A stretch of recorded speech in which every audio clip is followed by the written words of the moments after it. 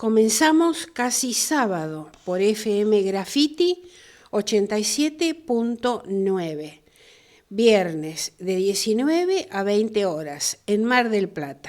¿Qué tal, Pablo? ¿Qué se cuenta? Como novedades ha surgido, no está ocupando las primeras planas, pero sí es de una gravedad porque estas situaciones ya las hemos vivido. Nuevamente tropas argentinas en Medio Oriente. No está muy claro qué es lo que Milei sale a buscar allá. Me sorprende el silencio de la oposición.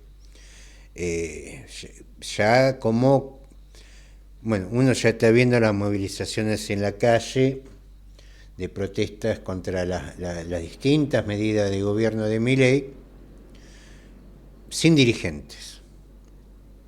La gente... No, es espontáneo de la gente. Espontáneo, por ahí algún gremio, por ahí centro de estudiantes, muchos autoconvocados. La oposición está con las internas, diputados de un lado y del otro, que uno puede entender. La Libertad Avanza y el PRO en relación a todos estos temas. Lo que no entiende lo que no se entiende como diputados peronistas, radicales, se dan vuelta, como que siempre Milei siempre va a tener los votos suficientes, porque siempre se dan vuelta lo justo y necesario. Digo, también este es un detalle a tener en cuenta, lo hemos visto también en la provincia de Buenos Aires, con algunas cosas, siempre se dan vuelta lo justo y necesario, pero siempre llega. Esto, bueno, nos hace acordar lo que fue el tema de la embajada, de la AMIA, el asesinato del mismo hijo del presidente de la Nación, que todavía, bueno, se murió Carlos Menem, y todavía nunca se resolvió ese tema en una circunstancia bastante vidriosa, es mucho más que vidriosa, y los dos atentados que nunca se terminaron resolviendo, y la Argentina que salía a buscar no sé qué cosa, no sé quién paga la factura de esto, porque movilizar tropas sale mucho más que el aumento de los jubilados o el presupuesto universitario. Aparentemente plata para algunas cosas hay, en algo que parece más la búsqueda de protagonismo de Milei que, en definitiva, problemas a resolver que tenga la Argentina en Medio Oriente, que no podemos resolver lo que tenemos dentro del país, mucho menos no sé qué problema salimos a buscar en Medio Oriente, pero allá hay problemas y allá los fuimos a buscar. Y no sé si lo dijiste, Pablo, pero se envían tropas a países que están con el país que está ocupando Malvinas. Junto con los ingleses, claro, e Israel, recordemos que tiene convenios Israel con Reino Unido, sí, para explotación petrolera en Malvinas, por lo que cada vez parece más. Ya salió un funcionario inglés diciendo que Malvinas va a seguir siendo británicas, y ahí mandamos nosotros tropas apoyándolo a ellos. Uno aboga por la paz, pero tampoco no se entiende a qué van no van los europeos, no van de la Unión Europea. Es más, están hablando de cortar la venta de armas. Está el presidente norteamericano también pidiendo no hagan olas, y ahí mandó Milei sin claridad, o mejor dicho, lo que queda evidente que los recursos del Estado es para darle protagonismo a él.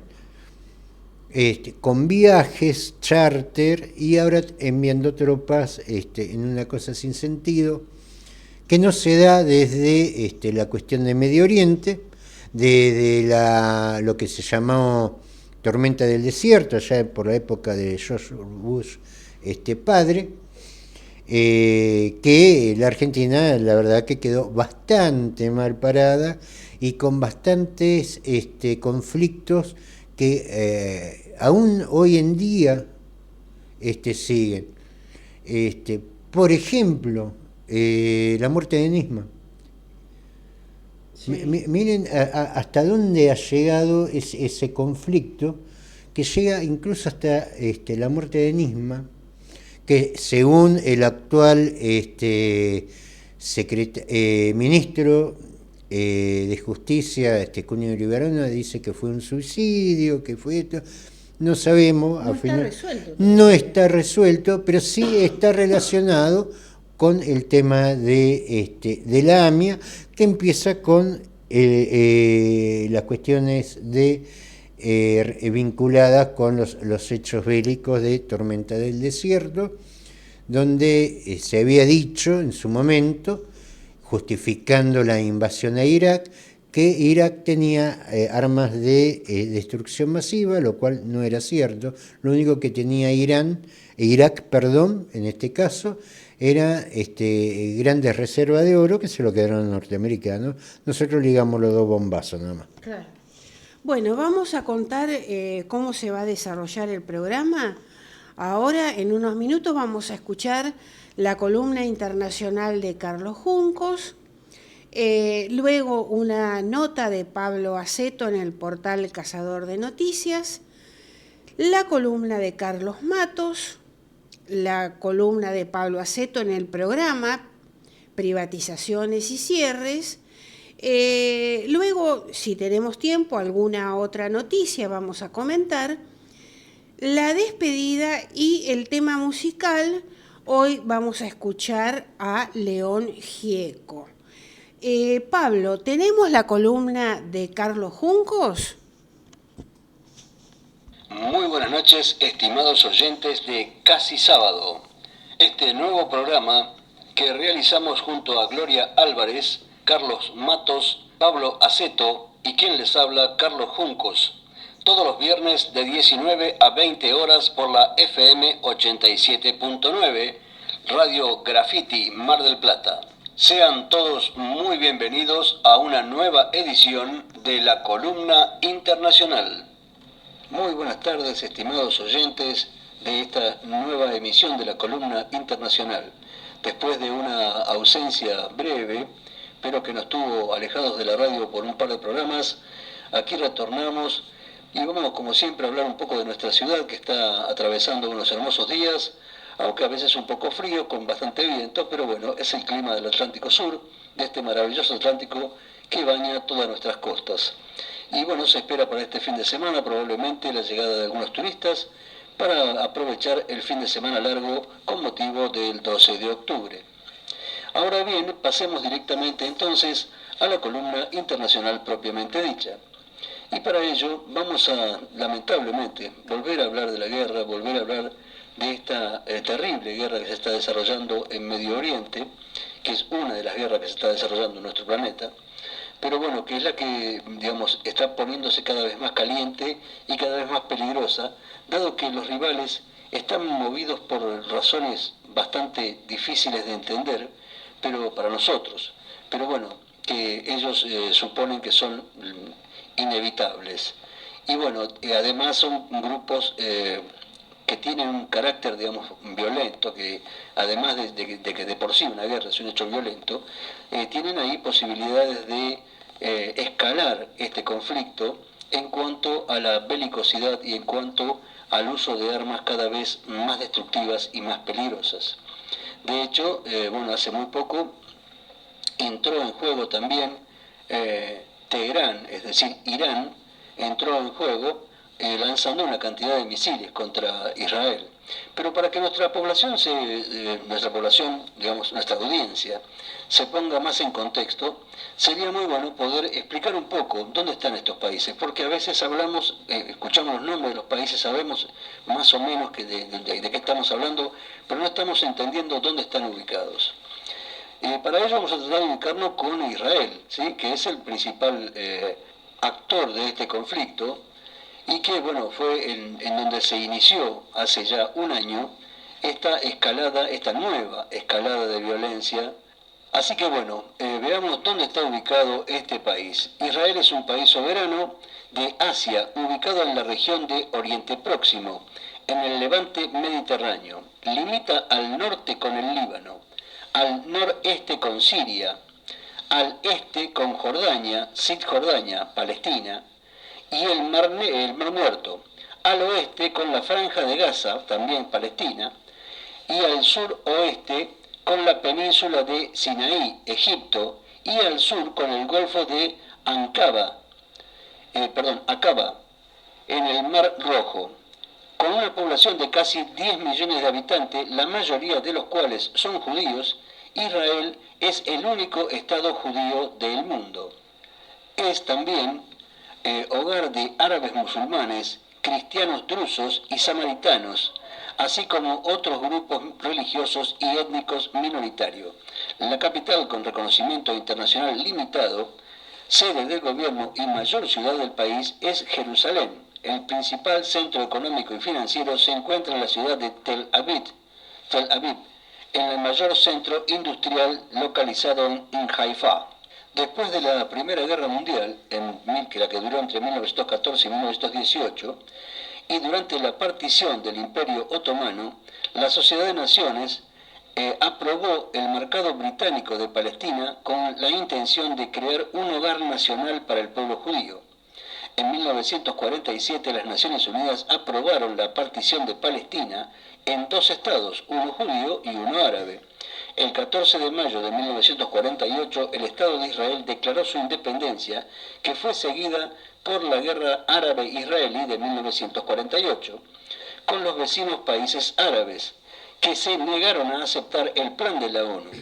Las sucesivas victorias de Israel en una serie de guerras posteriores ampliaron las fronteras del Estado judío más allá de lo dispuesto en el plan de partición de las Naciones Unidas.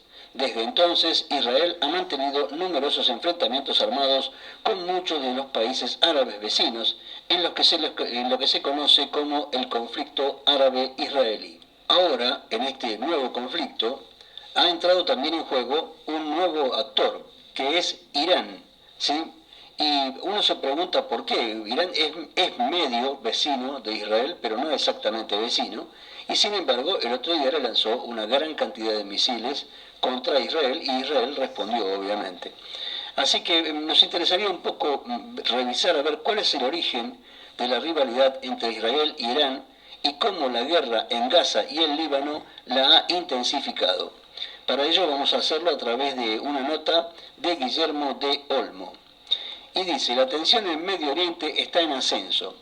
Y Irán lanzó el 1 de octubre un ataque con decenas de misiles contra Israel en respuesta a las recientes acciones de las fuerzas israelíes en el Líbano, Gaza y otros lugares.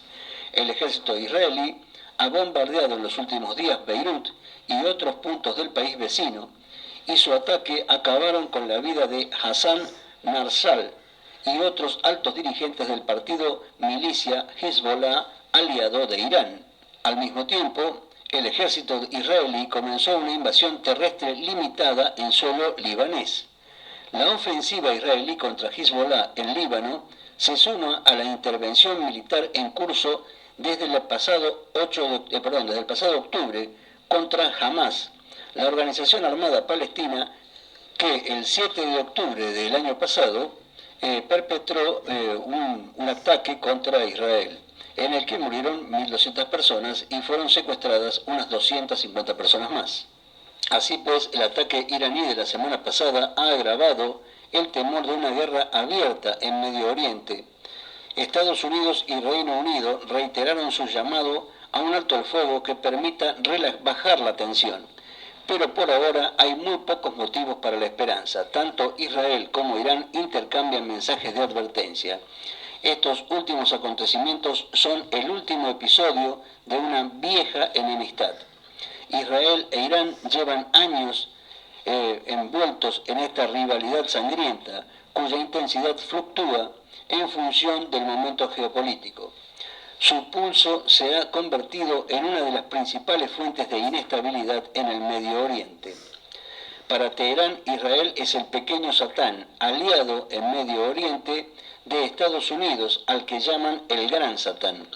Israel acusa a Irán de financiar a grupos terroristas y de perpetrar ataques contra sus intereses movidos por el antisemitismo de los ayatolas.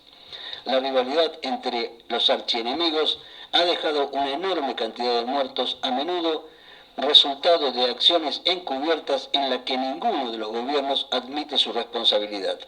La guerra en Gaza y Líbano no ha hecho sino empeorar las cosas.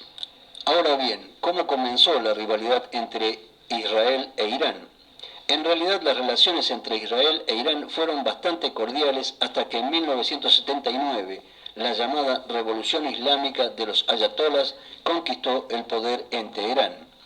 De hecho, aunque se opuso al plan para la partición de Palestina, que desembocó en la creación del Estado de Israel en 1948, Irán fue el segundo país islámico en reconocerlo solo después de Egipto. Entonces, Irán era una monarquía en la que reinaban los Shah de la dinastía Pahlaví, ustedes recordarán, y uno de los principales aliados de Estados Unidos en Medio Oriente. Por ello, el fundador de Israel y su primer jefe de gobierno, David Ben-Gurión, buscó y consiguió la amistad iraní como forma de contrarrestar el rechazo al nuevo Estado judío de sus vecinos árabes. Pero en 1979, la revolución del Ayatollah Khomeini derrocó al Shah e impuso una república islámica que se presentaba como la defensora de los oprimidos y que tenía en el rechazo al imperialismo de Estados Unidos y de su aliado israelí una de sus principales señales de identidad. Bueno, como vemos, el enfrentamiento entre estos países y entre el pensamiento islámico y el pensamiento judío no es nuevo, viene desde hace muchísimo tiempo. El problema es que a medida que pasa este tiempo, también la tecnología mejora y hace que se creen armas cada vez más peligrosas. De hecho, todo el mundo sabe que Irán tiene un proyecto de energía nuclear, de producción, y todo el mundo supone que terminará generando bombas nucleares. Del mismo modo, todo el mundo supone que Israel ya las posee, pero que no las utiliza ni las declara. De todas maneras, esta gente está poniendo a un pedazo importante, a un lugar estratégico del mundo, en una situación muy preocupante. Y sobre todo para todos los que amamos la paz y no deseamos que se siga derramando sangre por ningún signo ni político ni religioso. Que tengan todos muy buen fin de semana. Nos encontraremos en el próximo programa. Muchas gracias, Carlos Juncos. Vamos a compartir ahora una nota de Pablo Aceto en el portal Cazador de Noticias. Milei y el monopolio de los granos atentan contra la soberanía alimentaria, dice Pablo Aceto. En diálogo con Cazador de Noticias, el dirigente del Partido Socialista Auténtico Mar del Plata-Batán plantea que cada uno de los cambios que impulsa el gobierno de Milei con el DNU y la ley Ómnibus tienen nombres propios del gran empresariado detrás. Y perdido entre los más de 600 artículos de la ley Ómnibus, específicamente en el 241, se propone adherir a la UPOV 91, siglas en inglés de la Unión Internacional para la Protección de las Obtenciones Vegetales. Es un pedido viejo de grandes corporaciones que hace tiempo vienen presionando para que se modifique la legislación vigente en materia de semillas, que tiene algo que estas corporaciones buscan desarmar, que es el derecho de los agricultores a realizar el uso propio. Esto es una práctica histórica ancestral que tiene que ver con la capacidad de guardar la semilla una vez sembrada y producida, la cosecha, para poder resembrar. Es inadmisible que el derecho de propiedad intelectual sea eterno y con esto genere un monopolio del manejo de la semilla, que es lo que busca el convenio UPOV 91, que trata de impedir legalmente que las semillas sean de libre circulación para obligar a comprarlas a las transnacionales y sobre todo que no se puedan replantar, criminalizando el acto esencial de la agricultura: producir, reproducir y usar semillas para la próxima siembra. Quien controla las semillas controla la cadena agroalimentaria y por lo tanto la disponibilidad, calidad y precio de los alimentos de nuestra población. De la misma forma que el gran capital transnacional es dueño de los recursos energéticos y mineros, también quiere ser dueño de la semilla. Los argentinos, en este proceso que lleva adelante Milei, no seríamos ni siquiera los dueños de la semilla que sembramos. Milei y el monopolio de los granos atentan contra la soberanía alimentaria. Esto es escandaloso, como la indiferencia de sectores opositores que no defienden a los jubilados ni a los universitarios y tampoco a la clase trabajadora ni los intereses nacionales, llámese hidrocarburos, producción ictícola, minería y ahora también los granos. La nota completa de Pablo Aceto la podés leer en el portal Cazador de Noticias. Esto viene por la decisión del gobierno de Milei, que si bien no pudo llevar esto adelante en el Congreso, plantea en el seguimiento de la semilla, donde incluso ante un trámite que tienen que hacer todos los años los productores, debe conservar la factura para marcar toda la trazabilidad de la serie. Esto va en el sentido de que lo que se busca es evitar el uso propio, tanto para resembrar, para consumo, ese no sería el gran problema, sino también para distintas transacciones. Porque, lógicamente, si yo tengo un stock de semillas, claramente va a salir a otro productor, le va a salir más barato comprarle a otro productor que a la empresa semillera. A tal punto es esto claro y evidente que el INASE, que es el organismo que regula la actividad, lo cual es bastante raro porque Milei odia el Estado, pero organismo de regulación tiene para lo que le interesa. No le interesa regular la medicina prepaga, no le interesa regular el transporte público, pero sí le interesa regular el manejo de la semilla. Para eso lo puso a Dunan, que es un CEO vinculado con las empresas que generan este tipo de variedad. Un poco el razonamiento es que como esa serie, desde el trigo silvestre que fue modificado y es el trigo que nosotros conocemos, toda la agricultura tiene constantes evoluciones, que es por trabajo genético, que el productor paga, y cuando vos pagás ya sos dueño de lo que produce. Entre lo que produce es más semilla. Y si vos sos dueño de esa semilla, ¿no podés utilizarla para lo que vos quieras? La legislación argentina lo permite.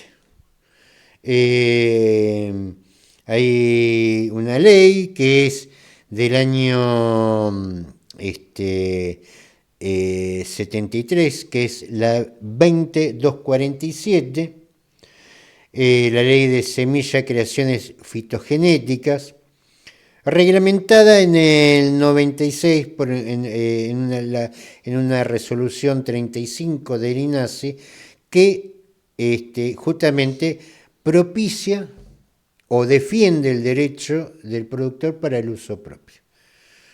Es decir, ¿qué es lo que pretenden estas empresas? Que de acuerdo a lo que sería una patente que se supone que quieren que la Argentina diera, de propiedad intelectual,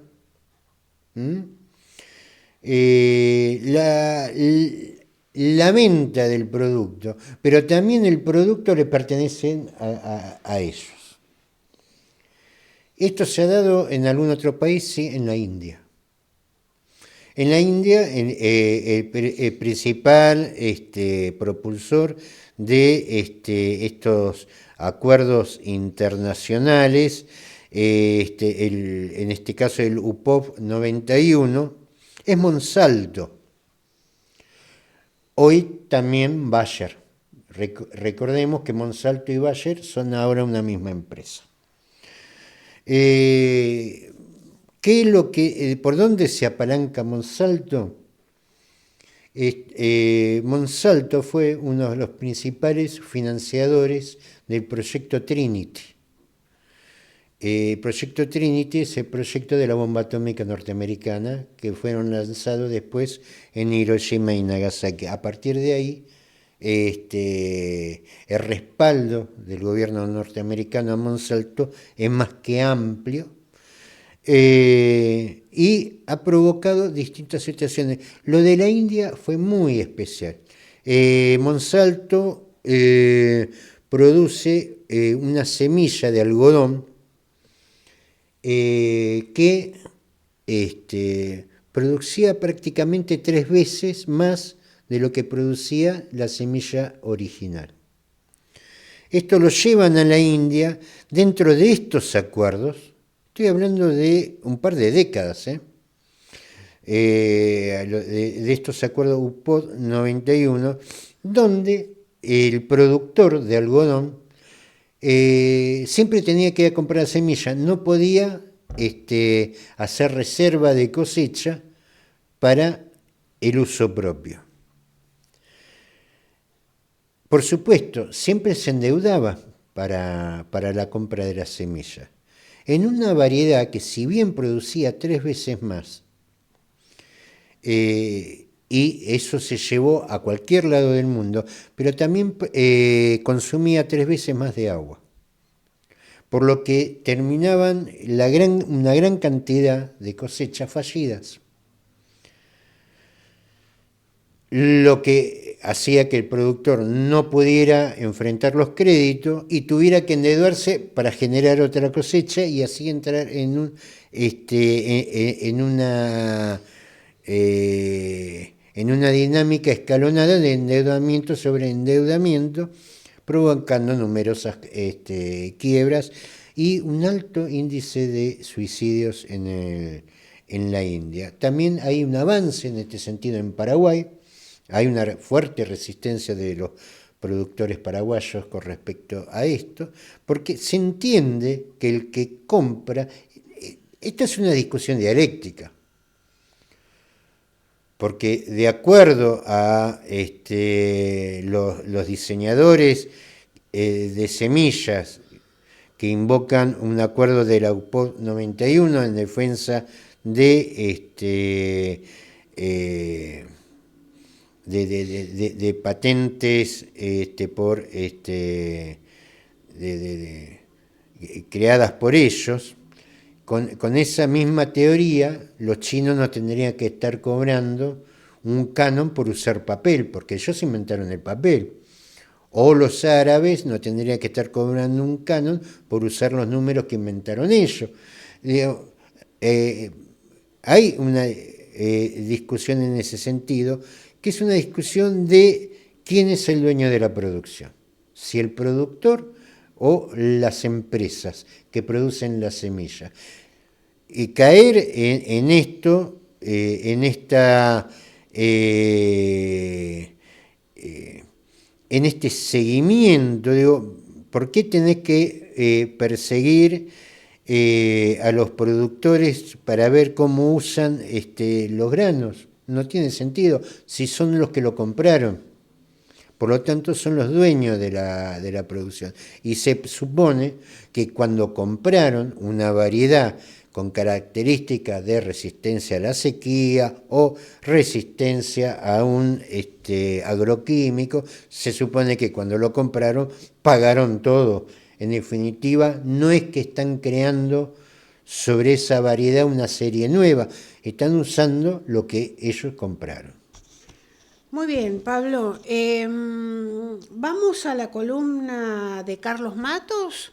¿Querés que lea alguna noticia, comente alguna nota? Muy bien. Para tocar, escuchar y sentir. Esto que vamos a contar hoy es muy importante y se hace con motivo del Día Internacional del Bastón Blanco de Seguridad. El Día del Bastón Blanco de Seguridad es el 15 de octubre, pero desde la Dirección de Políticas sobre Discapacidad de la Municipalidad se ha organizado una actividad a desarrollarse en el Museo Lorenzo Scaglia. Esta actividad se va a llevar a cabo el día lunes a las 10 de la mañana en el Museo, como dije recién, de Ciencias Naturales, que está en la Plaza España. Esta tarea de difusión va a estar a cargo del divulgador científico Sebastián Musso. Sebastián Musso fue presidente del Centro Astronómico Marplatense, de una amplia trayectoria, precursor de la enseñanza de la astronomía a personas ciegas, organizador de numerosos congresos. Elaboró a fines de los 90 y principios de la década del 2000 una idea para desarrollar un lugar en el que las personas ciegas pudieran estudiar astronomía y comprender el mecanismo del cosmos. El famoso Planetario para Ciegos, que se publicó en numerosas páginas web. Otro día vamos a entrevistar en esta radio a Sebastián Musso para que desarrolle esa idea. Pero por ahora vamos a comentarles algo acerca de la actividad a llevarse a cabo el próximo lunes. Están invitadas personas ciegas y con baja visión, también sus familiares. La actividad es gratuita. Se va a trabajar con numerosas maquetas, material volumétrico que representa al Sol, al sistema solar, a las galaxias y distintos elementos que tienen que ver con la astronomía. Sebastián Musso ha desarrollado talleres tanto en la Biblioteca Parlante para Ciegos y Disminuidos Visuales como en la Unión Marplatense de Acción Social por los Derechos del Ciego y Amblíope. Astrotest, como se llama este proyecto, astronomía para tocar, escuchar y sentir, es un proyecto de Sebastián Musso que se viene llevando a cabo en los 5 continentes. Reiteramos, el próximo lunes a las 10 en el Museo de Ciencias Naturales Lorenzo Scaglia, en la Plaza España, sobre la calle Libertad, estamos todos convocados, especialmente las personas ciegas y con baja visión, para un taller de difusión y aprendizaje sobre la astronomía. Nos encontramos el viernes próximo.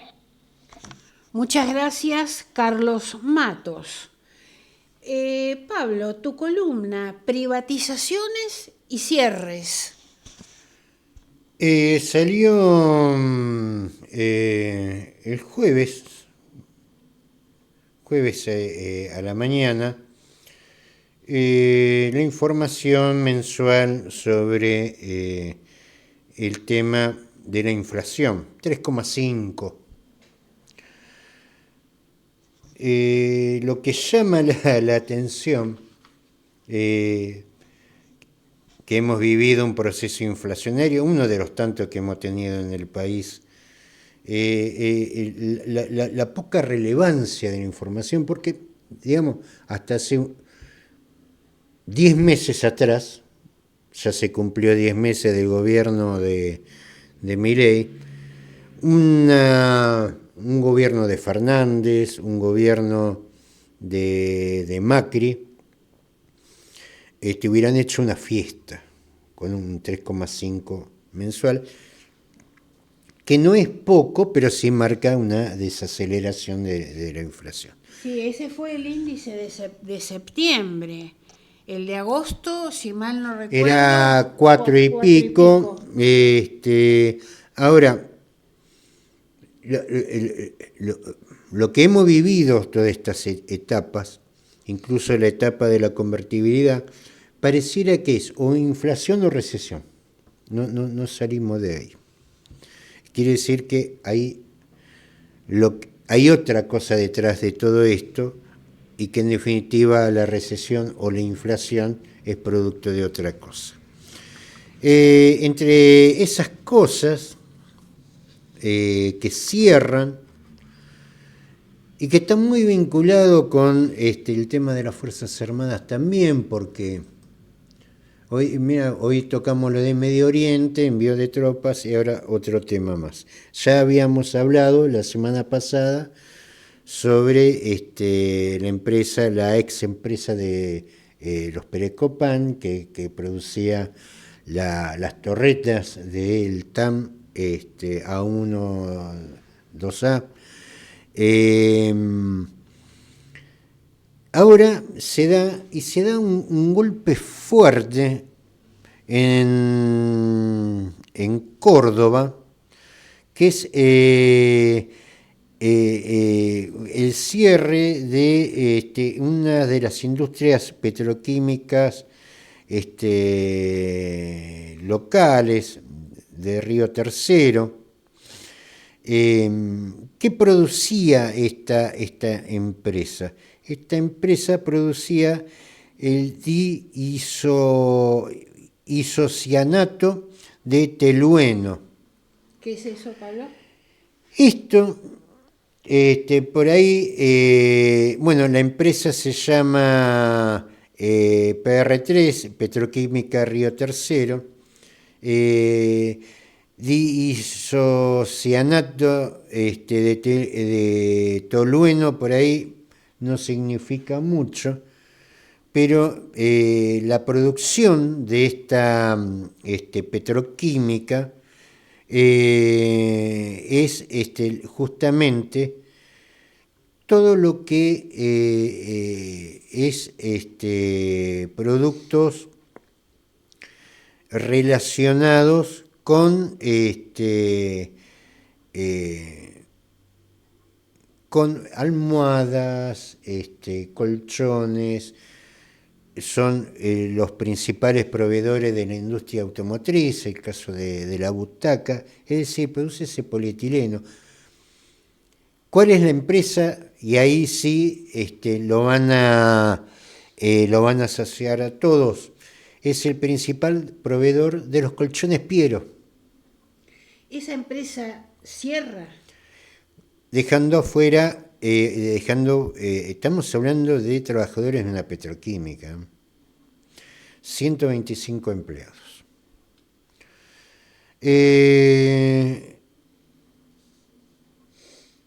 ¿Cuál fue el problema de esta industria? ¿Fue la inflación? ¿No? Anduvo con inflación. De hecho, tiene algunas décadas estamos hablando de Vaca Muerta, del gas, esto es una petroquímica. ¿Qué es lo que está pasando en las industrias vinculadas con el petróleo? Aparte de que sale poco petróleo, está pasando esto.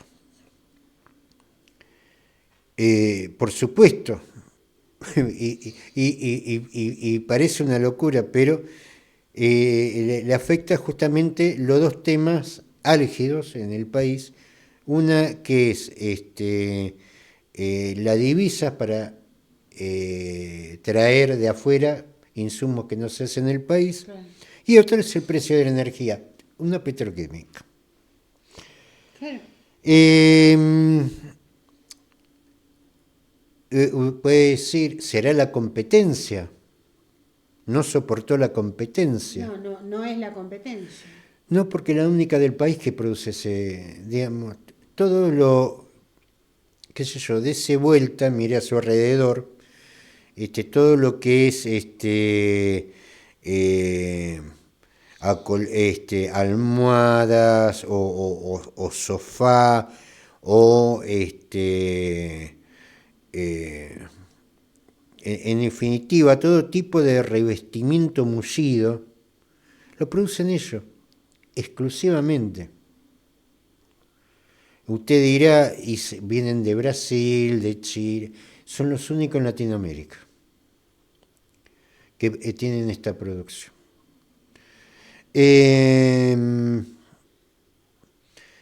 No solamente genera todo este conflicto, lo que nos va a llevar, por ejemplo, a que el grupo Piero, para hacer sus colchones, sus almohadas, que es una producción, esos acolchados, mullidos y todo eso, va a tener que importarlo. No hay dólares. Hay dólares para enviar tropas a Medio Oriente, pero no para insumo. Así que esto también pone al grupo Piero en un conflicto, porque dentro de todo, a la petroquímica se le pagaba en pesos, ahora va a tener que comprarlo en dólares, y la Argentina no tiene dólares. ¿A quién otro más complica? Aunque parezca mentira,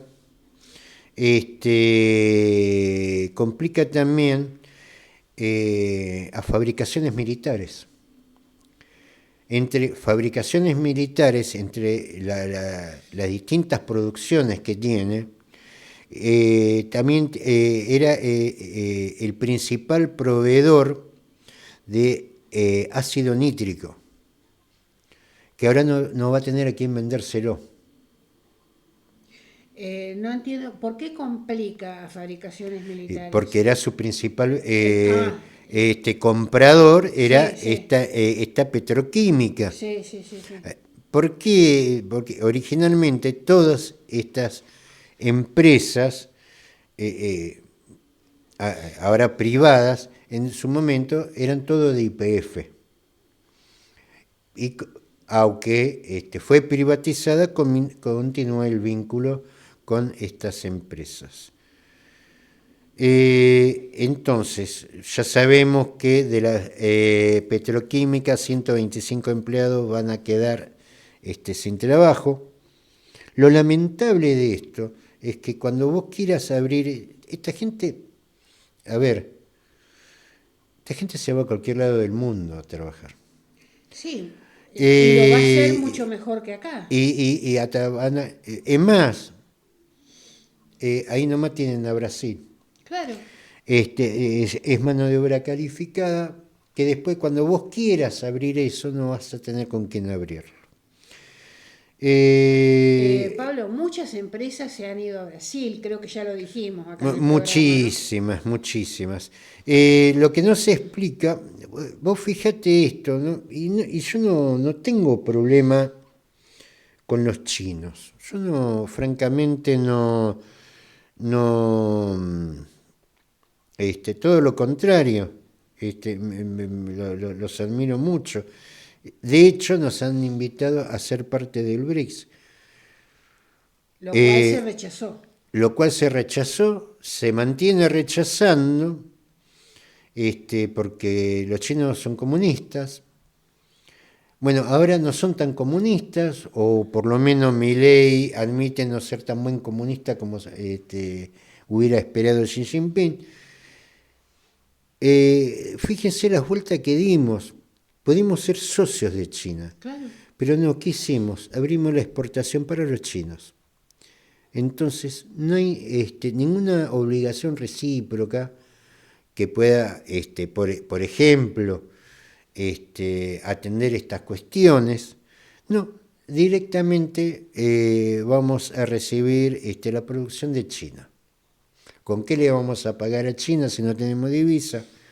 Eso es un tema a resolver. Digo, pudimos ser los socios, preferimos ser un asociado marginal, y digo marginal porque en definitiva si no tenés con qué pagar, sos marginal. Esto hay que decir también, esto lo dijimos en su momento varias veces, sobre el tema de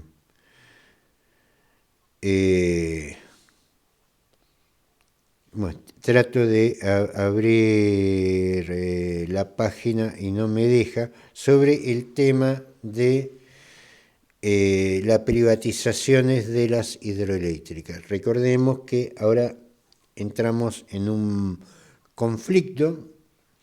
Ya habíamos hablado sobre, incluso, esto no lo digo yo, lo dice el mismo gobierno, que va a haber problemas en lo que es el suministro de energía eléctrica. Sí.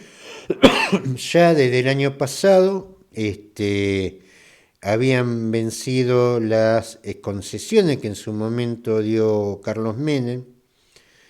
También habíamos dicho, por estos mismos micrófonos, ya en agosto del año pasado, cuando Chirilo se entrevistaba con Flavia Rollón.